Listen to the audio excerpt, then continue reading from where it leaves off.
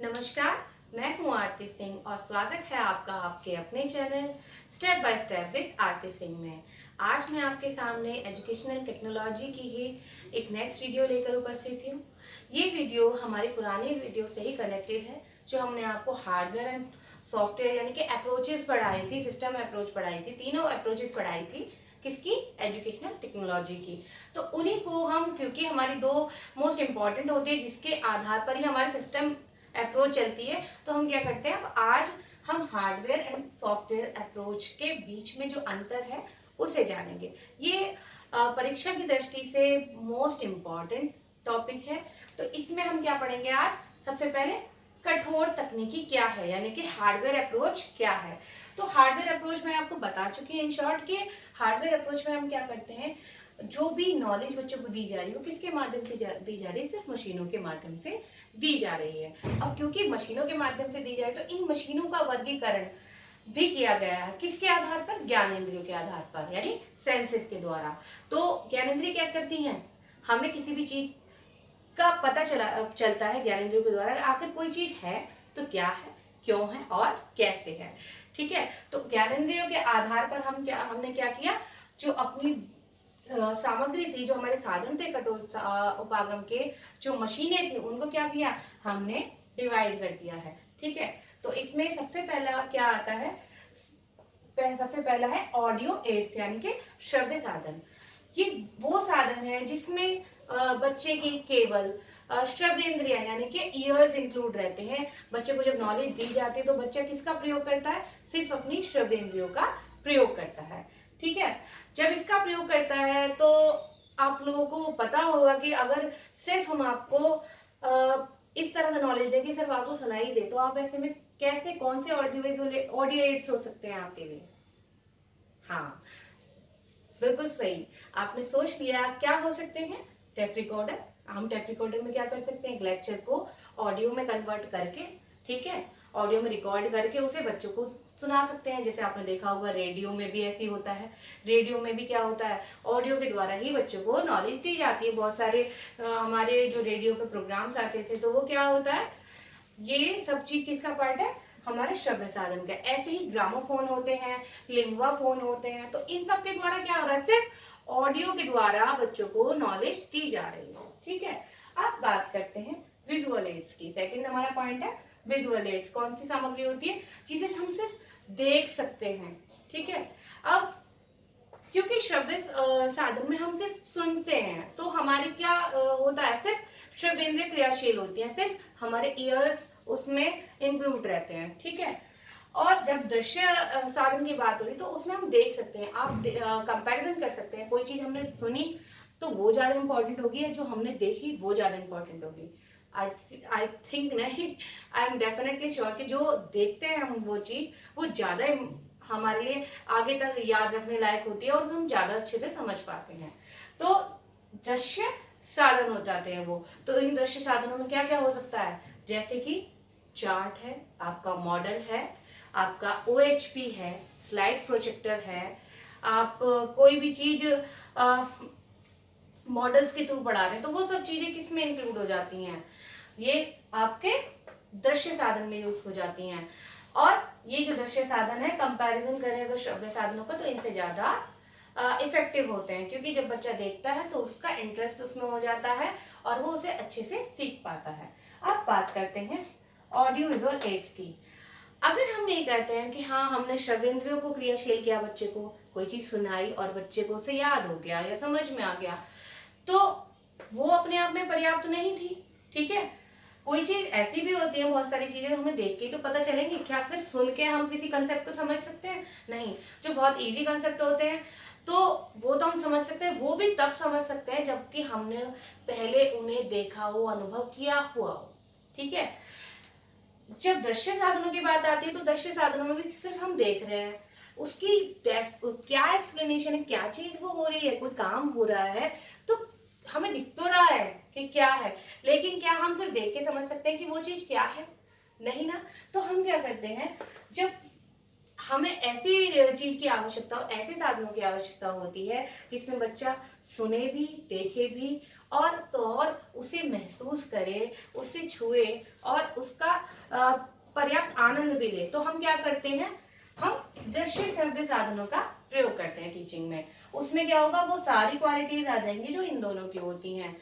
For example इसमें कौन कौन से आ सकते हैं, जैसे कि टीवी है आपका, जैसे टीवी, कंप्यूटर, इन सब, इंटरनेट, इन सब में क्या हो रहा है, बच्चा उसे देख भी रहा है। और तो और जो ओरिजिनल हमारे जो रियल अनुभव होते हैं, जैसे बच्चों को हम एजुकेशनल टूर्स पे लेके जाते हैं और कई बार ऐसी वर्कशॉप ऑर्गेनाइज की जाती है बच्चों के लिए, जहाँ बच्चा देखता है और सुनता है और करके सीखता है।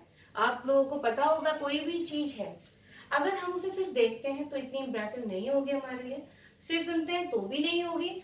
अगर हम उसे देखेंगे, सुनेंगे, उसे समझेंगे और उसे करके देखेंगे, यानी जहाँ पे करना वर्ड आ जाता है, जहाँ हम खुद से करके देखते हैं, तो वो क्या होती है, हमारे लिए ज्यादा इफेक्टिव होती है, हम उस चीज को बहुत अच्छे से सीख पाते हैं।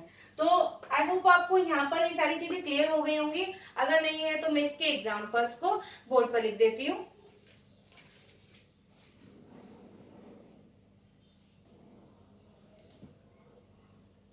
तो ये क्या है आपके, audio aids, tape recorder, radio, linguaphone, gramophone, audio recording. इसमें सिर्फ क्या कर रहे हैं, सिर्फ ऑडियो ही इंक्लूड है, ऑडियो के द्वारा बच्चे को शिक्षा दी जा रही है।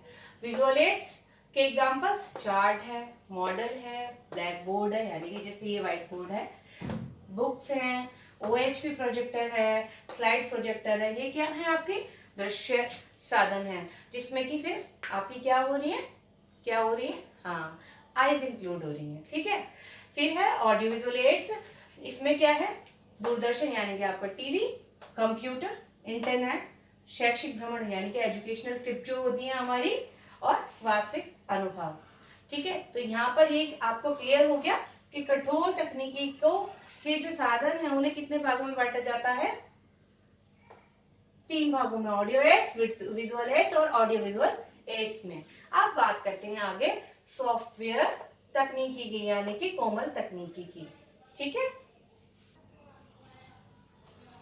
सॉफ्टवेयर तकनीकी, सॉफ्टवेयर तकनीकी क्या है, सॉफ्टवेयर तकनीकी में हम मृदु उपागम में क्या करते हैं, हम जो नवीन नवीन शिक्षण विधियां हैं, प्रविधियां हैं, उनका प्रयोग करते हैं, जिससे कि हमारी टीचिंग क्या हो, इफेक्टिव हो और बहुत ही ज्यादा रुचिकर हो। तो जब विधियों प्रविधियों की बात आती है, तो शिक्षण विधियां किस किस तरह से होती हैं, जैसे फॉर एग्जाम्पल लेक्चर मेथड देते हैं, जो हायर क्लासेस होते हैं उनमें क्या होता है, किस तरह से एजुकेशन दी जाती है, उसमें लेक्चर मेथड यूज होता है। बहुत सी जगह पर कैसे यूज करते हैं, टॉपिक वाइज हम क्या करते हैं, डेमोन्स्ट्रेशन मेथड यानी कि प्रदर्शन विधि का यूज करते हैं। जहाँ कोई चीज हमें बना के दिखानी है, बच्चों को कोई प्रयोग करके दिखाना है, हम क्या करते हैं, प्रदर्शन विधि का यूज करते हैं। ऐसे ही कहीं हमें कुछ चीज करके और बच्चों को करने के अवसर देने, तो वो क्या हो जाता है, हमारी प्रयोग विधि हो जाती है, जो कि एक बहुत ही जो नियंत्रित वातावरण है उसमें किया जाता है, ठीक है। तो यहाँ पर शिक्षण विधियों और प्रविधियों और शिक्षण नीतियों के बारे में हम आगे डेप्थ में पढ़ेंगे, लेकिन यहाँ पर सिर्फ इतना बता रहे हैं कि जो नई नई इफेक्टिव टीचिंग के जो मेथड्स आ रहे हैं, स्ट्रेटेजीज आ रही हैं, आपके प्रविधियां आ रही हैं, तो उनके द्वारा हम क्या कर रहे हैं, हम उनके द्वारा अपनी टीचिंग को इफेक्टिव बना रहे हैं। तो यहाँ पर ये क्या हो गया, कोमल तकनीकी हो गई। तो यहाँ तक के लिए इतना क्लियर हो गया होगा। अब बात करते हैं कि जो हमारे कठोर तकनीकी है और जो कोमल तकनीकी है, उसमें बेसिक डिफरेंस क्या है। बहुत सारे हैं, लेकिन जो बेसिक डिफरेंस है वो क्या है, वो ये है। जैसे कि जो कठोर तकनीकी है, उसके जन्मदाता कौन थे, आखिर शुरुआत हुई तो किसी ने तो की होगी, तो ये किसने की थी, ए लैम्सडेन महोदय ने की थी, ठीक है। और कोमल तकनीकी क्या है, शिक्षण विधियों प्रविधियों पर आधारित है। तो इसकी शुरुआत किसने की थी, इसकी शुरुआत BF स्किनर महोदय ने की थी। आप लोग जानते होंगे, आपने मनोविज्ञान पढ़ा होगा, BF स्किनर क्या थे, एक व्यवहारवादी थे, ठीक है। क्योंकि वो व्यवहार में लाने की बात करते हैं, कोई भी चीज सिखा रहे हैं तो वो चाहते हैं कि कोई सीखा हुआ ज्ञान के व्यवहार में आए। तो उन्होंने क्या किया, कोमल तकनीकी का प्रारंभ किया, उसका निर्माण किया, ठीक है। फिर है परस्पर संबंध। अगर हार्डवेयर और सॉफ्टवेयर के परस्पर संबंध की बात करें कि किस तरह से दोनों एक दूसरे से जुड़े हुए हैं, तो सॉफ्टवेयर के बिना हार्डवेयर अधूरा है, मानेंगे, बिल्कुल। कैसे? क्योंकि मशीनें हैं तो मशीनों को ऑपरेट करने के लिए भी तो सॉफ्टवेयर की जरूरत होती है। हमारे पास कंप्यूटर है, बिल्कुल है, बहुत सारी नॉलेज रखता है, इतनी सारी कैलकुलेशन करता है, बहुत सारा डाटा स्टोर कर लेता है, ठीक है। तो वो क्या है, एक हार्डवेयर अप्रोच है ना, हार्डवेयर सिस्टम है हमारा, लेकिन वो जब ही तो काम करेगा जब उसके लिए सॉफ्टवेयर होगा। तो यहाँ पर क्या है, जो हार्डवेयर टेक्नोलॉजी हमारी किस पे, सॉफ्टवेयर टेक्नोलॉजी पे डिपेंड होती है, ठीक है। फिर जब सॉफ्टवेयर तकनीकी है, जैसे कि आपको बताया मैंने, शिक्षण विधियां हैं, प्रविधियां हैं, तकनीक नीतियां हैं, तो वहां पे क्या हो रहा है, क्या जरूरी तो नहीं है एक टीचर लेक्चर मेथड लेता है तो क्या जरूरी है वो ओएचपी दिखाएगा? नहीं जरूरत है। कोई जरूरी तो नहीं है अगर कोई टीचर कोई चीज बना के दिखा रहा है तो उसमें कोई मशीन का यूज करेगा? नहीं। तो यहाँ क्या हुआ, सॉफ्टवेयर जो टेक्नोलॉजी है वो हार्डवेयर टेक्नोलॉजी पर डिपेंड नहीं है। वो एक शिक्षक अगर चाहे तो अपनी शिक्षण विधियों प्रविधियों के माध्यम से आसानी से अपना शिक्षण कार्य कर सकता है, ठीक है, क्लियर। अब बात आती है क्षेत्र की।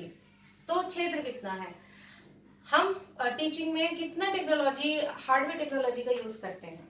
लिमिटेड। ऐसा तो नहीं है कि हम मशीनें ही चलाते रहेंगे और टीचिंग हो जाएगी। अगर होगी भी तो वो इतनी इफेक्टिव नहीं होगी, ठीक है। तो यहाँ क्या हुआ, जो हार्डवेयर टेक्नोलॉजी का जो क्षेत्र है वो क्या है, सीमित है। हम एक लिमिटेड टाइम के लिए ही तो अपनी टीचिंग में मशीनों का यूज करते हैं। उसे इफेक्टिव बनाने के लिए कहीं कहीं हमें जरूरत पड़ती है, कहीं हम चार्ट लगा देते हैं, कहीं मॉडल दिखा देते हैं, कहीं हम रियल ऑब्जेक्ट लेके आ जाते हैं, और कहीं हम ओएचपी दिखा देते हैं। तो ये क्या हो रहा है, यहाँ पर सीमित है। और बात करें कोमल तकनीकी की, तो इतने सारे मेथड्स है, शिक्षण विधियां हैं, शिक्षण प्रविधियां हैं और शिक्षण नीतियां हैं। तो इनके द्वारा क्या हो रहा है, हर किसी टीचर का पढ़ाने का ढंग भी अपना अलग होता है, उसकी अपनी एक विधि हो जाती है और अपनी स्ट्रेटेजी हो जाती है। तो ये क्या है, ये इसका क्षेत्र बहुत विस्तृत है, क्योंकि हम, मैंने बताया यहाँ पर अपने आप में ये पूर्ण है, क्योंकि एक टीचर बिना किसी भी हार्डवेयर टेक्नोलॉजी का यूज करे भी अपनी टीचिंग को इफेक्टिव और अच्छे से कर सकता है। तो यहाँ क्या हुआ, इसका क्षेत्र विस्तृत हो गया, ठीक है। फिर है शिक्षक का स्थान कैसा है, मशीनों का यूज हो रहा है बस इसमें, तो यहाँ टीचर का स्थान कैसा हो गया, एकदम गौण हो गया। टीचर की यहाँ पे कोई इंपॉर्टेंस नहीं है। जबकि कोमल तकनीकी में टीचर की इंपॉर्टेंस कैसी है, बहुत ज्यादा है, क्योंकि टीचर ही जो पूरा शिक्षण अधिगम प्रोसेस है उसकी आधारशिला है। हम बच्चे को आधार मान के शिक्षा तो देते हैं, लेकिन उसका जो संपूर्ण जो शिक्षण अधिगम क्रियान्वयन है वो किसके द्वारा होता है, टीचर के द्वारा होता है, क्लियर।